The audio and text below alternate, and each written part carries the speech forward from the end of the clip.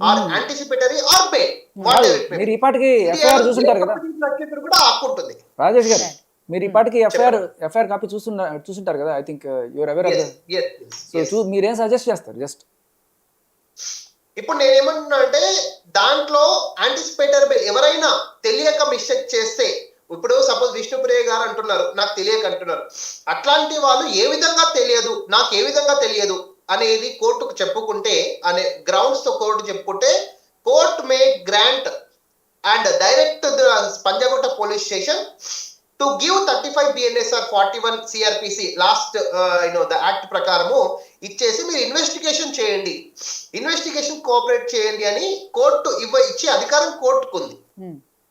అట్లే రాజేష్ గారు, సుప్రీత విషయంలో కూడా అదే జరుగుతుంది. సురేఖవాణి గారు అంటే వాళ్ళ అమ్మగారు తను ఒక వీడియో రిలీజ్ చేశారు. మా అమ్మాయికి తెలియక, అంటే అది కూడా తను డైరెక్ట్గా ప్రమోట్ చేయలేదు, ఏవైతే వాళ్ళ వీడియోస్ ఉన్నాయో పోస్ట్ చేశారో వాటిని రీపోస్ట్ చేసింది తప్పితే తను ప్రమోట్ చేయలేదు డైరెక్ట్గా, తనకి తెలియదు ఈ విషయము అంటున్నారు. అదే అదే అట్లాంటి వాళ్ళు ఏ విధంగా తెలియదు అని కోర్టు గ్రౌండ్స్ ఉంటుంది. ఆ గ్రౌండ్స్ ఆ మనస్సాక్షికి తెలుసు, ప్లస్ వాళ్ళ కౌన్సిల్, వాళ్ళ గైడ్ చేసే కౌన్సిల్ కి తెలుసు. వీళ్ళందరూ కూడా నిజంగా మీరు మనం ఇప్పుడు స్టార్టింగ్ విష్ణుప్రియ తప్పు చేసింది, హర్షసాయి తప్పు చేసిందని స్టార్టింగ్ ఎమోషన్ లో చాలా వస్తాయి. But due course of time hears from the both sides, accused వాళ్ళని వీళ్ళని వచ్చి విచారిస్తే మనకు తెలిసిపోతుంది వాళ్ళు కావాలని డబ్బుల కోసం చేశారా, లేకపోతే బై మిస్టేక్ చేశారా, తెలియక చేశారా అనేది court can observe through your affidavit or grounds.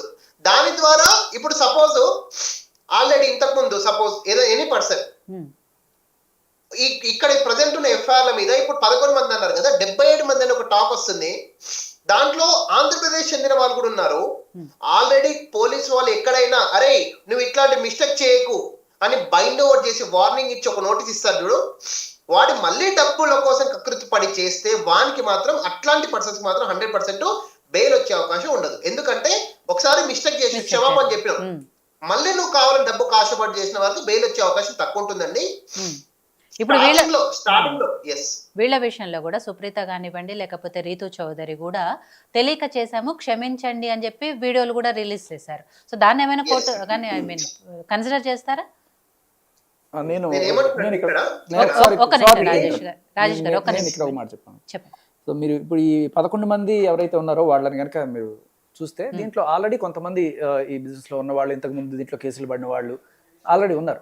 But ఇప్పటిదాకా అసలు ఏ రకమైన కేసు లేకుండా, మామూలు ఈ కేసే కాదు అసలు ఏ కేసు లేకుండా కంప్లీట్ క్లీన్ స్లేట్ ఉన్న వాళ్ళలో లైక్ ఒక విష్ణుప్రియ కావచ్చు, లేకపోతే టేస్టీ తేజ కావచ్చు, I don't know about Supritha and Ritu Chaudhary. But so Ritu Chaudhary మీద అయితే ఉన్నట్టున్నాయి నాకు తెలిసి. సో వాట్ ఎవర్ అంటే వీళ్ళు they can claim this is, ఎందుకంటే ఇప్పుడు ఏదైనా సరే ఇప్పుడు డ్రంక్ అండ్ డ్రైవ్ కావచ్చు, లేకపోతే ఇంకా వేరే ఏదైనా అఫెన్సెస్ లో అని చెప్పినట్టు ఫస్ట్ టైం ఓకే ఒక ఫైన్తో వేస్తారు, but second time it could be jail also.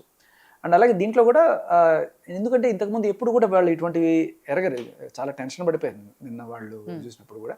So ఇంత సమాజాన్ని చూస్తున్నారు, ఇన్ని వీడియోలు చేశారు, ఇంతమందిని ఇన్ఫ్లుయెన్స్ చేస్తున్నారు, తెలియకుండా ఉంటుంది అంటారు. అదే తెలిసి చేసినా తెలియక చేసినా నష్టం అయితే జరిగింది. ఆ జరిగిన నష్టం కోసం ఎడ్యుకేషన్ వేరు, అవేర్నెస్ వేరు. ఎడ్యుకేషన్ అందరికీ ఉంటుంది, డిగ్రీలో ప్రతి ఒక్కరికి అవేర్నెస్ ఉండదు. అది అవేర్నెస్ అనేది డ్యూ కోర్స్ ఆఫ్ ఎక్స్పీరియన్స్ వస్తుంది. ఎడ్యుకేషన్ పిహెచ్డి ప్రతి ఒక్కరికి ఉంటాయి, వానికి బేసిక్ కామన్ సెన్స్ ఉండదు. అండ్ సుప్రీం కోర్ట్ చెప్పిన తర్వాత common sense is not common to all. Right. అంటే ఇందులో శ్యామల గారిని తీసుకుంటే ఒక పార్టీకి అధికార ప్రతినిధిగా ఉన్నారు, వీళ్ళందరికీ అంటే అంత అవేర్నెస్ లేకుండా వాటి గురించి తెలియకుండా, మేబీ అందరికీ అన్ని తెలియాలని నేను లేదు కాబట్టి ఇట్లాంటి వాళ్ళు కూడా ఉన్నారు కాబట్టి ఏం జరుగుతుంది అనేది సరే వాళ్ళ మీద కేసు అయితే వచ్చింది అండ్ ఈడీ దాకా వెళ్ళింది కాబట్టి ఏం జరుగుతుంది ఏంటి అనేది కొద్దిసేపు పక్కన పెడితే, శేఖర్ గారు అంటే మీరు కూడా సెలబ్రిటీగానే ఉన్నారు కాబట్టి మీకు ఎప్పుడు ఇలాంటివి రాలేదా? కాల్స్ వచ్చాయా? నాకు చాలా సార్లు వచ్చాయి. నేను మీరు అవన్నీ తెలిసి రిజెక్ట్ చేశారా? అంటే నేను ఫస్ట్ ఆఫ్ ఆల్ జోదం అనేది నాకు చాలా అసహ్యంగా అనిపిస్తుంది. సో ఎవరన్నా అడిగినప్పుడు కూడా నా రెప్యుటేషన్ ఏమవుతుంది అనేది ఫస్ట్ క్వశ్చన్. అండ్ అలాగే తర్వాత దీనివల్ల అవతల వాళ్ళకి నష్టం జరుగుతుంది అనేది నాకు ఖచ్చితంగా ఉంది. ఫస్ట్ ఇది జరిగినప్పుడు ఐ బ్లంట్లీ రిజెక్టెడ్, మొహం మీద చెప్పేసాను నాకు ఇటువంటి తీసుకురావకండి, నోవే. అంటే జస్ట్ ఒక పోస్ట్ చాలు నన్ను నేను డిఫేమ్ చేసుకోవడానికి, ఓహో వీడి ఇట్లాంటి వాడా అనేది ఫస్ట్ నాకు వచ్చిన థాట్. బట్ సెకండరీ ఇవన్నీ కూడా ఇప్పుడు మనం చూస్తున్నాం అంటే ఇంత తీవ్రత ఉంటుందనేది నాకు కొంతవరకు తెలుసు కానీ ఇప్పుడు ఆయన కాల్ చూస్తే నాకు చాలా బాధ వేస్తుంది. సుధీర్ గారు లాంటి వాళ్ళు, అట్లాంటి వాళ్ళు ఎన్ని కుటుంబాలు. అదే అంటున్నాను. ఇప్పుడు వీళ్ళకి న్యాయం జరగడం అంటే ఇప్పుడు 98 లక్షలు అంటే నాట్ అది అంటే అవసరము, నేను ఆశ దురాశ అని చెప్తాను. ఇది దురాశే తప్ప ఇంకా కాదు. డెఫినెట్ గా ఏదో ₹1,00,000 లేకపోతే ఇంతవరకు 10,000, అన్నప్పుడు 20,000 అయితే లక్షల వరకు ఓకే. ఇప్పుడు ఇంత తెచ్చి వాళ్ళన్నా కూడా ఎక్కడి నుంచి తెచ్చిస్తారు అసలు? అది పైగా ఒక్కళ్ళు కాదు కదా, అట్లాంటి వాళ్ళకి అంతమందికి న్యాయం చేయాలంటే ఎక్కడి నుంచి తెచ్చిస్తారు ఇవన్నీ కూడా అంటే. రైట్. ఎనీవే శేఖర్ గారు, ఫైనల్గా ఒక విషయం చెప్పండి. సరే, దీంట్లో సోషల్ మీడియాలో కూడా గ్రూపులుగా విడిపోయారు. వాళ్ళు ప్రమోట్ చేస్తున్న వాళ్ళు, ఇట్లా బెట్టింగ్ యాప్స్ని ప్రమోట్ చేస్తున్న వాళ్ళు, చేయని వాళ్ళు అంటూ వాళ్ళు కూడా కొట్లాడుకుంటున్నారు. చాలా వీడియోస్ అట్లాంటివి కూడా మనం చూస్తున్నాం. కాబట్టి ఎనీవే మన మీద ఉన్న బాధ్యత ఏంటంటే అవేర్నెస్ తీసుకురావటము, అవగాహన కల్పించడము, ఇలాంటివి చేస్తున్న వాళ్ళని ఎలా వద్దు అని చెప్పి ఆపడము, ఏవైనా కానీ. ఫైనల్గా మీరు ఏం చెప్పదలుచుకున్నారు ఈ విషయం? మనం చేసే అవేర్నెస్ కన్నా ఇవాళ పంజగుట్ట పోలీసులు మనం నిజంగా చాలా అప్రిషియేట్ చేసి తీరాలి. ఎందుకంటే దో మా ఫ్రెండ్స్ ఉన్నా సరే నేను వాళ్ళని ఆనెస్ట్గా అక్కడ తీసుకెళ్ళి కూర్చోబెడుతున్నాను, మొత్తం డీటెయిల్స్ ఇప్పిస్తున్నాను. కానీ వీళ్ళు ఇలా వాళ్ళు ఉన్నా సరే కేసు పెట్టడం అనేది నేను నిజంగా హర్షిస్తున్నాను. ఈ 11 మంది మీద పెట్టిన కేసు 11,000 మందిని ఖచ్చితంగా ఆపుతుంది. ఎందుకంటే మీరు నేను ఎంత మొత్తుకున్నా కూడా చెప్తారులే నేతులు అని చెప్పి చేసేవాళ్ళు చేస్తుంటారు. అరే కేసు అవుతుందిరా, తీసుకెళ్తారా ఎంక్వైరీ, ఇంత ఇది వచ్చినప్పుడు ఖచ్చితంగా ప్రతి ఒక్కడు ఆగుతాడు. సో ఇక్కడ ప్రమోషన్ చేసే వాళ్ళందరూ ఆగిపోతున్నారు. మా బిగ్ బాస్ గ్రూప్లో జరిగిన డిస్కషన్ మీకు చెప్తున్నాను. మా గ్రూప్ మొత్తం ఫస్ట్ ఆల్ సీజన్కి ఒక గ్రూప్ ఉంటుంది. సో వీ హ్యావ్ డిసైడెడ్ ఇంకా ఎవరు కూడా లీగల్ అయినా ఇల్లీగల్ అయినా ఏ యాప్స్ ఇట్లాంటి బెట్టింగ్ యాప్స్ ప్రమోట్ చేయొద్దు. లీగల్ వాటి గుజ్జోలు కూడా పోతారు అసలు ఏది వద్దు.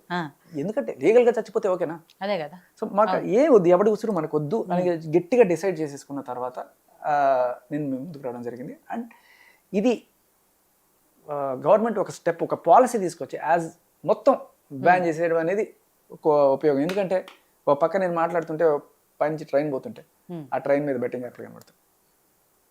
సో ఏం సందేశం ఇస్తున్నాం మనం? ఇక్కడ మీరు చేయొద్దు అంటున్నారు, అక్కడ ఏమైనా హోర్డింగ్లు కనబడుతున్నాయి. సో వీళ్ళందరికీ ఉండే డౌట్ ఇది, వాళ్ళు చేస్తే రైట్, మేము చేస్తే. అందరికీ అన్ని ఆదర్శాలు ఉండవు. బట్ ఆదర్శాలు లేకపోయినా భయం, పోలీసులు చేస్తున్న ఈ పని వల్ల జనాల్లో ఒక తప్పు చేస్తే ఇది అవుతుంది, సెలబ్రిటీస్కే తప్పదు మీకెంత. అందులో ఒక కానిస్టేబుల్ కూడా ఎవరో ఉన్నారు.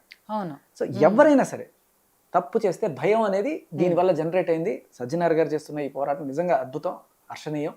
అండ్ పోలీసులు ఎస్పెషల్లీ ఇంత త్వరితగతిన అందరినీ కూడా, అంటే దాంట్లో నేను కూడా వీళ్ళందరినీ వాళ్ళ దగ్గరికి తొందరగా తీసుకురావడం వల్ల ఇన్వెస్టిగేషన్ తొందరగా తేరడం అనేది నా వంతు పాత్ర ఉన్నందుకు నేను నిజంగానే గర్వపడుతున్నాను. దీన్ని వేరే రకంగా తీసుకెళ్ళకండి. నేను వాళ్ళు ఎక్కడ దాచిపెట్టలేదు, వాళ్ళు డైరెక్ట్గా స్టేషన్కి తీసుకెళ్ళి కూర్చోబెట్టాను. సో దీన్ని బట్టి మీరు అర్థం చేసుకోవాలి. సో ఐ థింక్ నా కెపాసిటీలో నేను చేయగలిగిన వాళ్ళందరినీ కూడా నేను తీసుకొచ్చి కూర్చోబెడతాను. And I will make sure justice is done on police records, జ్యుడిషియల్గా. అంతేకాకుండా ఇలాంటి వాళ్ళు ఎవరైతే ఉన్నారు మరి 98 లక్షలు అంటే అది అవుట్ ఆఫ్ స్కోప్ అయిపోతుంది. వీళ్ళ ఆస్తులు కూడా అంత ఉండవేమో ఇప్పించడానికి. బట్ వాళ్ళ చేతనైన సాయం ఖచ్చితంగా నేను చేపిస్తాను. రైట్. సో పశుపతి గారు, ఫైనల్గా మీరేం చెప్పదలుచుకున్నారు? అంటే సమాజంలో ఇలాంటివి జరగకుండా, ఇందాక మీరు కూడా